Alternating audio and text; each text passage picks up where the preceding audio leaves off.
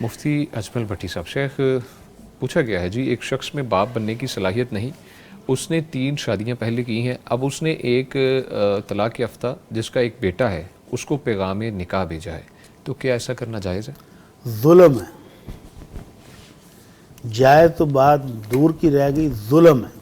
اچھا، اس بیٹی، اس بہن، اس کا کیا قصور ہے جس کے ساتھ اس نے 3 نکاح کیے؟ آپ کو پتہ ہے کہ کماری بچیوں کی شادیاں پاکستانی معاشرے میں کتنے مشکل ہو چکی ہیں، ہاں بالکل ایسے ہی اور رپورٹس۔ جس بچی کو خلا جلیے ہو یا جس کو طلاق ہو گئی ہو، اس کا تو تصور ہی مشکل ہے کہ اس شادی ہوگی دوبارہ، اور اس ظالم شخص نے 3 عورتوں کو اس طرح بیکار کیا ہے۔ اللہ رب العزت نے شادیوں کا حکم دیا ہے، فَانْكِحُوا مَا طَابَ لَكُم مِّنَ النِّسَاءِ مَثْنَىٰ وَثُلَاثَ وَرُبَاعَ، کہ 2، 3، 4 شادیاں تم کر لو اپنی پسندیدہ عورتوں سے، لیکن کب؟ وہ اللہ کے نبی صلی اللہ علیہ وسلم نے فرمایا ہے، یا معشر الشباب من استطاع منکم الباءۃ فلیتزوج، جو شادی کی صلاحیت رکھتا ہے، سب سے پہلے نمبر، سب سے پہلی چیز شادی کی صلاحیت، میڈیکلی فٹ ہو، اللہ وہ شادی کرے۔ جس کے پاس خرچہ موجود ہو بیوی کو دینے کے لیے وہ شادی کرے۔ جس کے پاس شادی کی استطاعت نہیں ہے اور وہ دھوکہ دے، دھوکے دہی سے شادی کرے تو وہ حرام ہے، بالکل وہ ٹھیک، نجائز کر رہا ہے، ظلم کر رہا ہے، بالکل اور ان بچیوں کے ساتھ وہ بہت ظلم ہے اس معاشرے میں۔ میرے پاس شیخ ایک کیس آیا کہ بچی نے 2 سال تک اپنے والدین کو نہیں بتایا کہ میرا خاوند شادی کے قابل ہی نہیں ہے۔ 2 سال کے بعد اس بچی کی بس ہو گئی، اور بتایا کس وجہ سے کہ ببو میں اس گھر میں صرف نوکرانی ہوں، خامد نہیں ہے، اور ساس مجھ سے نوکروں کی طرح کام لیتی۔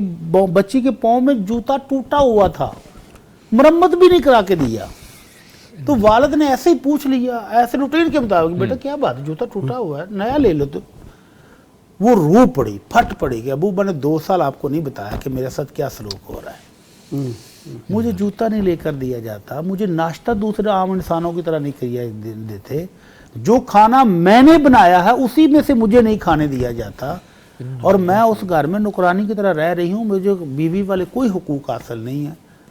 تو باپ تو سر پکڑ کے رہ گیا کہ بیٹی آپ نے اس وقت کیوں نہ، ابو میں آپ کی عزت کے لیے نہیں بولی۔ اللہ، تو بیٹیاں تو والدین کی عزت کے لیے چپ رہتی ہیں۔ تو یہ شخص جس کو پتہ ہے کہ میڈیکلی وہ انفٹ ہے، وہ شادی کرے تو یہ ظلم ہے۔ شیخ میں ایک ڈاکٹر صاحب کے پاس بیٹھا تھا، کافی عرصے پہلے کی بات ہے۔ اچھا جی، ایک نوجوان بڑا سوٹڈ بوٹڈ آیا اور اس نے اپنی رپورٹ ڈاکٹر کو چیک کرائی، تو ڈاکٹر کہتا میں نے آپ کو پہلے بھی بتایا تھا کہ تو میڈیکلی انفٹ ہے، کسی اچھے طبیب حکیم کے پاس جا، کوئی نسخہ کشتہ لے، تو شادی کے قابل نہیں ہے، لیکن تم نے اور تمہاری والدہ نے ضد کر کے شادی کی، اور 2 سال ہو گئے بچی کو تم دوائیاں کھلا رہے ہو کہ بچہ نہیں ہو رہا، اللہ، اور تمہاری رپورٹ اب بھی آئی ہے کہ تم 0۔